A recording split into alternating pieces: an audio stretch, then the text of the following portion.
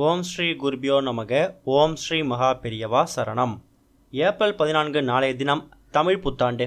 காலை தூங்கி எழுந்ததுக்கு அப்புறமா இந்த பொருட்களில் நீங்கள் கண் விழிச்சு பாருங்க. பிறக்கக்கூடிய இந்த புது வருடம் ஓஹோன்னு இருக்கும். 14ஆம் தேதி ஞாயிற்றுக்கிழமை பிறக்கக்கூடிய இந்த புது தமிழ் வருடத்தை குரோதி தமிழ் புத்தாண்டு அப்படின்னு அழைக்கிறாங்க.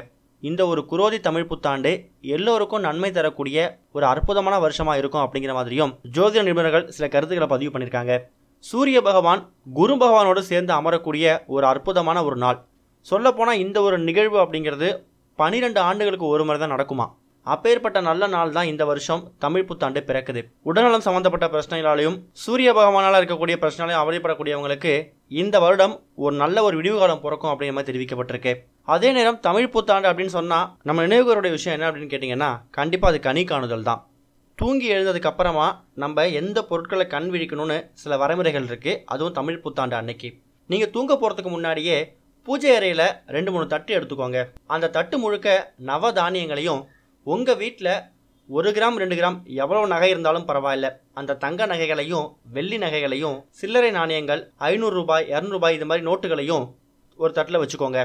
இன்னொரு பக்கம் முக்கணிகள் மா பலா வாழை இந்த முக்கணிகளையும் அதே மாதிரி என்னென்ன பழங்கள் கிடைக்குதோ அது எல்லாத்தையும் ஒரு தட்டில் வச்சுக்கோங்க. வாசனை மலர்கள் அதே மாதிரி மஞ்சள் குங்குமம் சந்தனம் வெற்றிலைப்பாக்கு தாம்பூலம் இது மாதிரி பல பொருட்களை அந்த தட்டில் பரப்பி வச்சுட்டு அதை நீங்கள் பூஜை அறையில் கூட வச்சிடலாம். நாளைக்கு காலையில் தூங்கி எழுந்ததுக்கு அப்புறமா நீங்கள் கண் விழிக்கக்கூடிய முதல் பொருள் இந்த கனி காணுதலாக தான் இருக்கணும். பிறக்கக்கூடிய இந்த புது வருடத்தில் என் வீட்டில் இருக்கக்கூடிய இந்த பொருட்கள்லாம் வளர்ந்துக்கிட்டே போகணும். இதில் எதுவுமே எனக்கு குறை வந்துடக்கூடாது.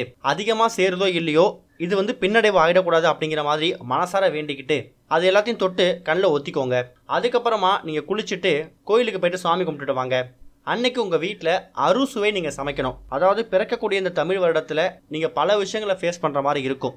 அதை நம்ம நினைவில் வச்சுக்கணும் அப்படிங்கிறதுக்காக தான் அறுசுவைகள் சமைக்கிறோம். ஒரு 4 பேருக்கு உங்கள் கையால் அன்னதானம் பண்ணுங்க.